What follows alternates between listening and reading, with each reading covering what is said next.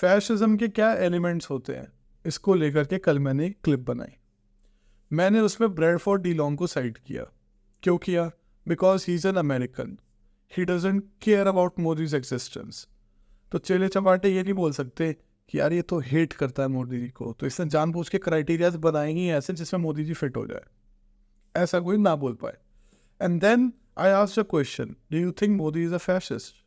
जिसमें 80% people think that yes he is, 20% think that he is not. और कई लोगों ने फिर रिस्पॉन्ड करा बड़े स्मर्क वे में, जैसे they caught me with my pants down, कि अगर फैसिज्म होता तो how could you speak, how could people protest?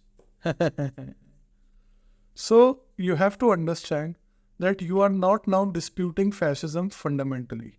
You are only arguing that it is not as severe as of yet. Right to protest and whether people like me are able to speak is connected with first point, a leadership that believes in commandment and not in representing. इसका extreme version ये होता है कि किसी को बोलने का अधिकार नहीं है और किसी को प्रोटेस्ट करने का हक नहीं है, क्योंकि your job is to follow my commands, not give your inputs, not be representing. Leader में है ही नहीं है बात कि उसको रिप्रेजेंट करना है लोगों को, उसे लोगों को विप करना है। Now farmers are able to protest, people like me are able to speak. You think it is because of the large heartedness, दया भाव, मैग्नानिमिटी और grandiose personality of mister Modi? Or is it because he can't do anything about it as of yet? Press conference का मैंने example दिया। Modi answers in parliament. Why? Because he loves to answer? No, because he is institutionally compelled to answer in parliament. जहां उसके पास choice है of denying press conference, he rejects it outrightly. मैं तो नहीं कर रहा, उखाड़ दो क्या उखाड़ोगे? कोई एक आप वाइब्रेंट डेमोक्रेसी का नाम मेरे को बता सकते हो जहां पर जो टॉप लीडर कंट्री का, he doesn't subject himself to press questioning? Biden तो हर दूसरे दिन आकर जवाब देता है, मोदी की जिंदगी देंगे।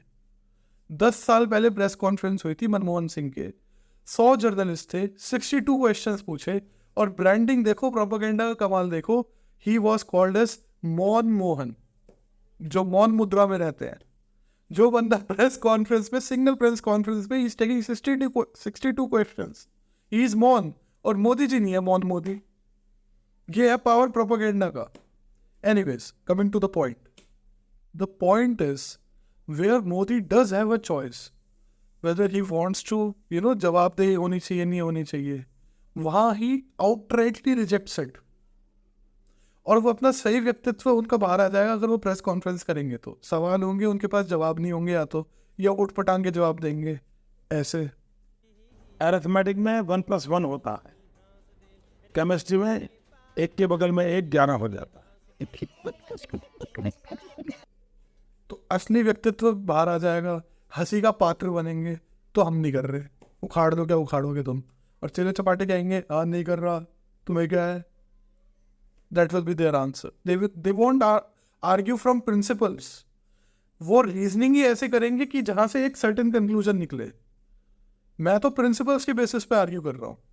सेकंड केस ले लो, फार्मर्स प्रोटेस्ट 2020 में, amidst no emergency in farming, the man passed ordinances which had national ramifications, huge ramifications, और कर दिए पास।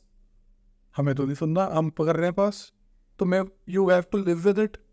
भाई नेचुरली फार्मर्स रिबेल्ड, हम तो नहीं मान रहे। And did he listen to them? 1 साल से ऊपर चला वो protest. Just imagine that, how indifferent a leader can be. It was Supreme Court who stayed its implementation, not the government. Supreme Court intervene to stay it. क्या नहीं try करा उन्होंने? Violently they tried to suppress it. They said it's a foreign conspiracy, ये जो farmers protest है। दुनिया भर का उन्होंने एफर्ट डाले। लोग समझते मोदी जी इंडिफरेंट एकदम ओम मानी पदवी वाले पोज में बैठे थे कि भाई फार्मर्स को करने दो protest. No, he tried to break them, he didn't even listen to them. Other institutions intervened, और बाद में जब दिखा यार कुछ नहीं किया जा सकता इसका, तो माफी मांगी फार्मर्स से। ये नहीं कहा कि भाई तुम्हारी फॉरेन कॉन्स्पिरेसी थी पर चलो अब मैं मान रहा हूँ तुम कह रहे हो तो. That's not what he said in a speech. He genuinely apologised. Why did he do so? अगर इतना विशाल हृदय था, इतना विशाल टॉलरेंस था, अगर रिप्रेजेंटेटिव डेमोक्रेसी में वाकई बिलीव करते थे, why did it have to take more than a year? बुजुर्गों को लोग अपना काम छोड़ के प्रोटेस्ट में बैठे हैं और उसके बाद eventually you accepted your mistake. Is it because you are large hearted और is it because you couldn't do anything about it and you are forced to do it?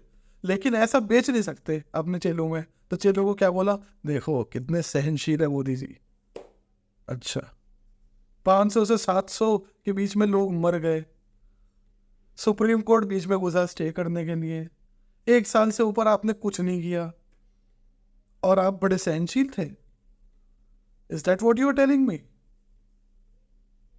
It just means he is not powerful enough as of now.